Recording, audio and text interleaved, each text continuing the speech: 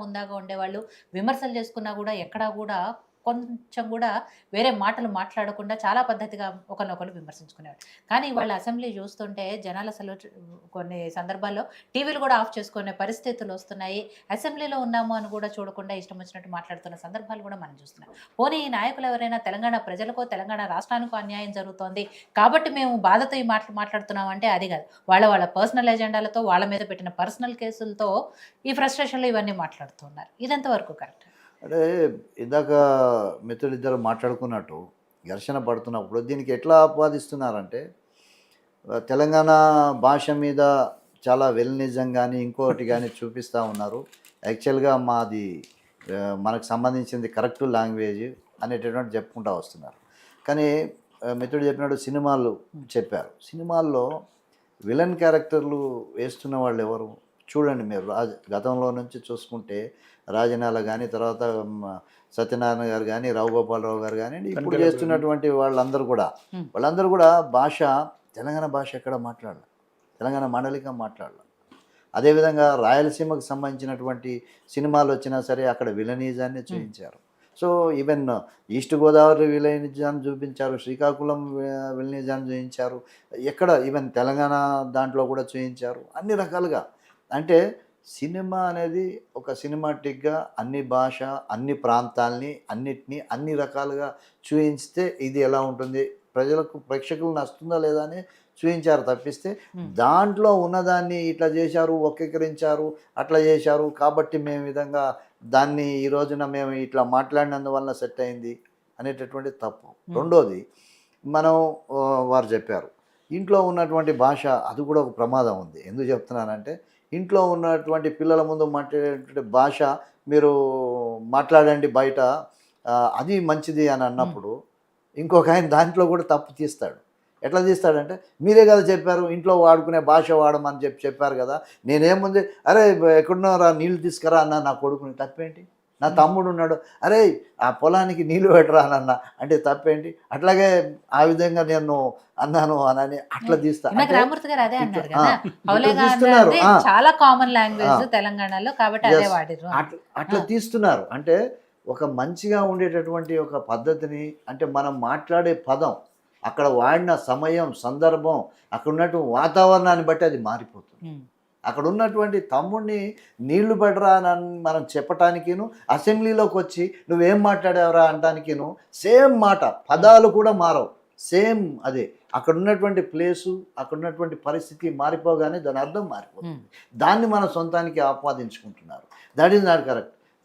ఇటువంటి టైంలో మనం ఇవన్నీ చూస్తుంటే ఈ యొక్క మన భాష, యాసను ఇదంతా కూడా గౌరవంగా రక్షించుకోవాలనుకుంటే మనం ఏదైతే ఇట్లా తిట్లు తిడితే మనం ఎస్సీ ఎస్టీ అట్రాసిటీ కేసులు ఎట్లా అయితే ఉన్నాయో ఏదైనా మాట అంటే, అదేవిధంగా ఈ విధంగా మాట్లాడే రాజకీయ నాయకులు పొలిటికల్ పార్టీలో నేను పలానా పార్టీ నాయకుడిని, మన పార్టీ ఎమ్మెల్యేని, మన పార్టీ ఎంపీని, అధ్యక్షుడిని అనేటటువంటి నాయకులు కూడా ఇటువంటిది ఏదైనా పెడితే డెఫినెట్గా పెడితే ఈ రాజకీయ నాయకులు అందరూ కలిసి పెట్టుకోవాలి, ఒక రెఫరెండం పెట్టుకొని పెట్టాలి. ఎందుకంటే ప్రజల్ని తాత్కాలికంగా రెచ్చగొట్టి లబ్ధి పొందాలని ప్రయత్నం చేస్తే వారు చెప్పినట్టు అది నిలబడదు, ఏ రోజు కూడా నిలబడదు, ఎక్కువ రోజులు నిలబడదు, కుప్ప కూలిపోతుంది. నువ్వు అన్నటువంటి మాట, నువ్వు వాడేటటువంటి భాష, నీ ఫ్యామిలీ, నీ కుటుంబ సభ్యులు, నీతో ఉన్నవాళ్ళు చూసి అదే విధంగా మొదలయ్యి అదే విధంగా ముందుకెళ్తారు. కాబట్టి ఎప్పుడు మనకు చెప్తా ఉంటారు, గతంలో పనిచేసినటువంటి నాయకులను చూడండి, అసెంబ్లీలో వాళ్ళ వ్యవహార శైలిని చూడండి, వాళ్ళ భాషను చూడండి, ఎట్లా మాట్లాడారో ఆ విధంగా మీరు పద్ధతులు మార్చుకోండి అని ఇప్పటికీ ఉన్నటువంటి పెద్దవాళ్ళందరూ చెప్తా ఉంటారు. మా వెంకయ్య నాయుడు గారు అయితే ఎన్నోసార్లు చెప్తారు, ప్రతి మీటింగ్లో చెప్తారు ఆయన, ఈ విధంగా ఉండండి, తెలుగు భాషను కాపాడండి, తెలుగులో ఉన్నటువంటి విపరీతమైనటువంటి అర్థాలను తీసి వేరే విధంగా తిట్టుకోకండి, అది పద్ధతి కాదు, మేము మాట్లాడిన వీడియోలు చూడండి, దాని ప్రకారం మీరు దాన్ని ఎక్స్ప్రెస్ చేయండి, నేర్చుకోండి అని చెప్తారు. అంటే ఆ విధంగా ఉండటం వల్ల నాయకత్వ లక్షణాలు పెడతాయి, నాయకుడు కూడా పరిణితి చెందుతాడు, ముందుకెళ్తాడు. ఏదో తాత్కాలికమైనటువంటి ఓటు కోసం నువ్వు పోతే ఆ తర్వాత ఆ ఓటే తిరగబడిన రోజున మనం కనపడకుండా జనంలో లేకుండా పోతాం. కాబట్టి జనంలో శాశ్వతంగా ఉండాలి. ఇవాళ మనం ముందుకొచ్చినా రాకున్నా, జనం గుర్తించినా గుర్తించకపోయినా అతను మంచోడు, ఏ రోజు ఆ విధంగా మాట్లాడలేదు, ఓ పద్ధతిగా పోయిన మనిషి, అతనికి అందుకోసమే ఈ రాజకీయ పదవి కానీ ఇంకోటి కానీ రాకపోయిండొచ్చు, కానీ దట్ ఈస్ కరెక్ట్, అతను నడిచిన మార్గం కరెక్ట్ అనేటటువంటిది మనం మన మార్క్ అనేది సృష్టించండి రాజకీయంలో. అంతేగాని ఈ విధమైనటువంటి చేస్తే దాంట్లో కలిసిపోయి సముద్రంలో కొట్టుకుపోయేటటువంటి అవకాశం ఉంటుందని అందరూ కూడా గుర్తించాల్సినటువంటి అవసరం ఉందండి. రైట్.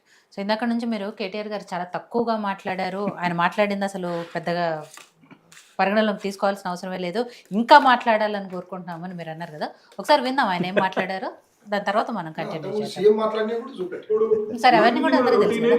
పాత చింతకాయ పచ్చడి, దీన్ని పట్టించుకోవాల్సిన అవసరం కానీ దీని గురించి ఆందోళన పడాల్సిన అవసరం కానీ లేదు. పెడితే కిడితే 15 రోజులు జైల్లో పెడతాడు, పైశాచిక ఆనందం పొందుతాడు తప్ప వాడు పీకేది ఏమీ లేదు. లొట్ట పీసు భయపడేటోడు ఎవడు లేడు. రేవంత్ రెడ్డి గుర్తుపెట్టుకో, నీలాగా లుచ్చా పనులు చేసి 50 లక్షల బ్యాగులతో దొరికిన దొంగలు ఎవరు మా పార్టీలో లేరు. నీలాగా లుచ్చా పనులు చేసి అడ్డదారిలో పదవులు కొనుక్కొని ముఖ్యమంత్రి అవుడు, పిసిసి ప్రెసిడెంట్ అయ్యే లుచ్చా పనులు చేసినాడు ఎవడు కూడా లేడు. మన బాధపడ్డాడట రేవంత్ రెడ్డి. నేను హౌలా అన్నా, బాధపడ్డాడట. నేను అడుగుతున్నా ఒక్కటి, తెలంగాణ ముఖ్యమంత్రి అయ్యుండి జై తెలంగాణ అనకపోతే నేనేమనాలి మరి? ఏం పేరుతో పిలవాలి? తెలంగాణ ముఖ్యమంత్రి అయ్యుండి తెలంగాణ రాష్ట్రాన్ని ప్రతిరోజు కించపరిస్తే నేనేమని పిలవాలి? తెలంగాణ ముఖ్యమంత్రి అయ్యుండి తెలంగాణ రాష్ట్రాన్ని దివాలా తీసిన రాష్ట్రం అంటే ఏమనాలి? తెలంగాణ ముఖ్యమంత్రి అయ్యుండి ఢిల్లీకి పోతే నాకు అపాయింట్మెంట్ ఇస్తలేరు, దొంగను చూసినట్టు చూస్తున్నట్టు నేనేమనాలి? తెలంగాణ ముఖ్యమంత్రి అయ్యుండి చెప్పులు ఎత్తుకపోతాడేమో అని భయపడుతున్నారు అంటే ఏమనాలి నిన్ను? అందుకే ఇక నేను ఎక్కువ అనగాని మీరు అనగాడికి అన్నారు, కానీ అది కాదు, నాకు అర్థం కాదు. ఆడవాళ్ళు 9 గంటలు వాళ్ళు కూసబెట్టి మర్యాదలు చేసి వాళ్ళు పంపిస్తే మీరు 9 నిమిషాలని నాకు అర్థం వచ్చింది. సో జై తెలంగాణ అనని ముఖ్యమంత్రిని ఏమంటారు అనేది ఆయన అనడమే కాకుండా ముందరున్న కార్యకర్తలతో కూడా అదే అనిపిస్తున్నారు. సరే, అవి మీకు పెద్ద పదాలు కావు, తిట్లు కావు అనిపించి ఉండొచ్చు, కానీ ప్రజలందరూ చూస్తున్నారు, భవిష్యత్ తరాలు చూస్తున్నాయి కాబట్టి వాళ్ళందరూ ఇదే తెలంగాణ భాష అనుకునే ప్రమాదం ఉంది. కాబట్టి ఇంకా ఆ డేంజర్ జోన్లోకి వెళ్ళకముందే భాష అయితే మార్చుకోవాల్సింది. ఇంకోటి వెంకట నాయక్ గారు, మీరు చెప్పాలి ఈ విషయము. మొన్న అల్లు అర్జున్ గారు ఒక ఆంధ్ర ప్రాంతానికి సంబంధించిన నటు, కోర్స్ ఆయన పాన్ ఇండియా స్టార్ అయినప్పటికీ అన్ని రాష్ట్రాల ప్రజలు ఆయన చూస్తున్నప్పటికీ ఆయనే ఒక ఆంధ్ర నటుడిగా ఉన్న ఆయనే మన స్టేజ్ మీద గదర్ అవార్డ్స్ అప్పుడు జై తెలంగాణ అన్నారు.